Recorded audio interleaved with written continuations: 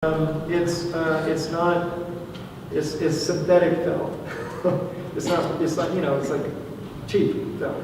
But it's. That you buy by the yard? Yeah, you buy by the yard the fabrics. So this is the only thing that's new. And then it's been, in order to make it so that it will accept the fabric, it has to be treated. So it's got, I guess that's why it looks kind of shiny, because I glue it down to a plastic surface first and then peel it up so it has a kind of like a shiny or slightly shiny surface, and then it's easier to glue on. Otherwise, you know, fabric is impossible. It won't handle, it won't manage. It's just a comment. How these relate to me visually to the Silk Road is, you know, from China through Tibet to the palaces and the temples and the monasteries to the palazzos in Venice. You look up onto the ceiling, you see these patterns in, you know, the repeating rectangular patterns and shapes on all the ceilings, and that's true throughout that Silk Road region. Yeah. So that's what that reminds me of, the ceiling patterns. Yeah, well, that's great. And I'm glad. and then, you know, and so it's kind of like it's my virtual travel to the Silk Road, kind of seeing the images and kind of thinking about that. And I'm glad you have that association.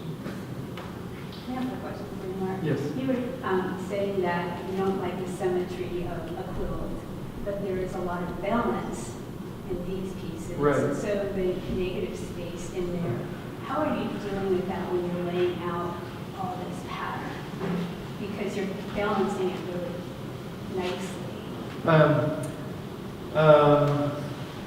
I think it's a very intuitive kind of thing. You respond, you put something down and you respond, and then like a painter, I'm speaking with a painter now, you have to just kind of react to what you put down, and if it doesn't work, then you have to elaborate or find another solution. I try once in a while I will actually peel something up.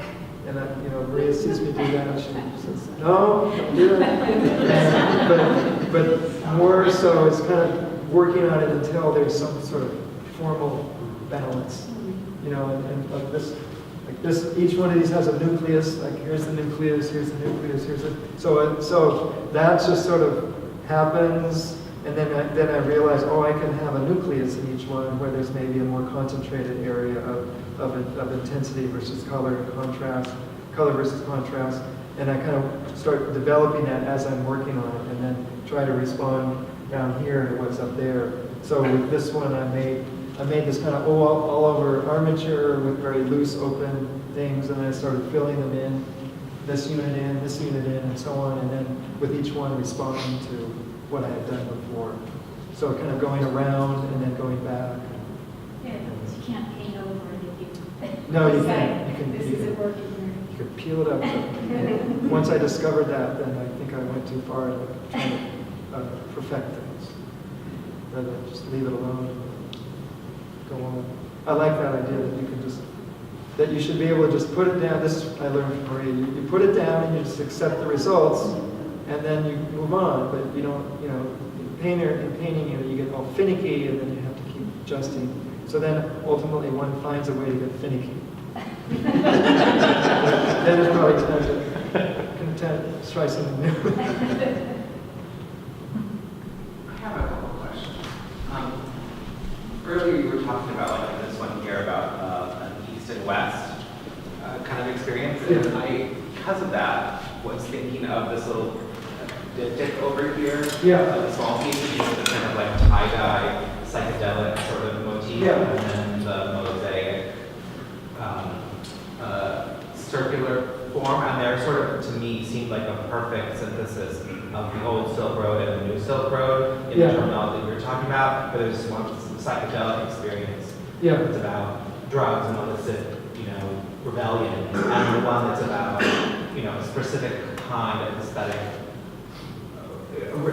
religious-based aesthetic and cultural-based aesthetic experience. Yeah. And sort of these two different pieces side by side that reference each other, because there's a similarity to them while there's a difference. So I thought maybe you could talk about that a little bit if you want. And then, because I was asking the little ones.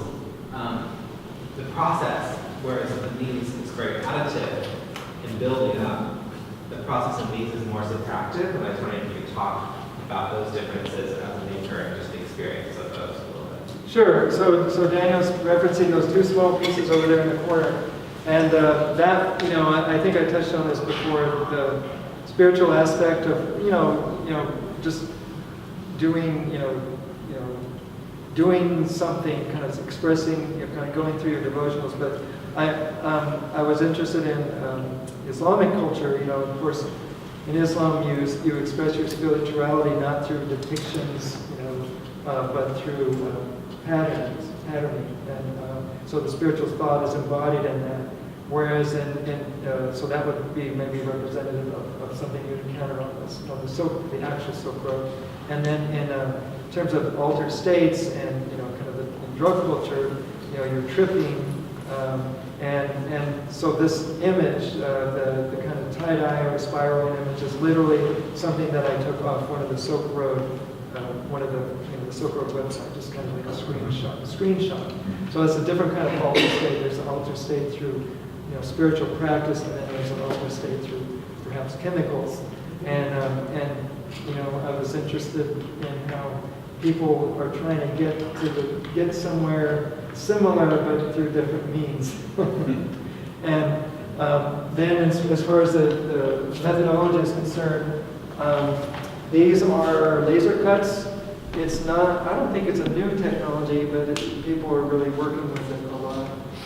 Jeremy, do you have a laser cutter over in your facility? Well, you can buy them now, and it's a people's machine. You can buy them now, desktop laser cutters for $2,000.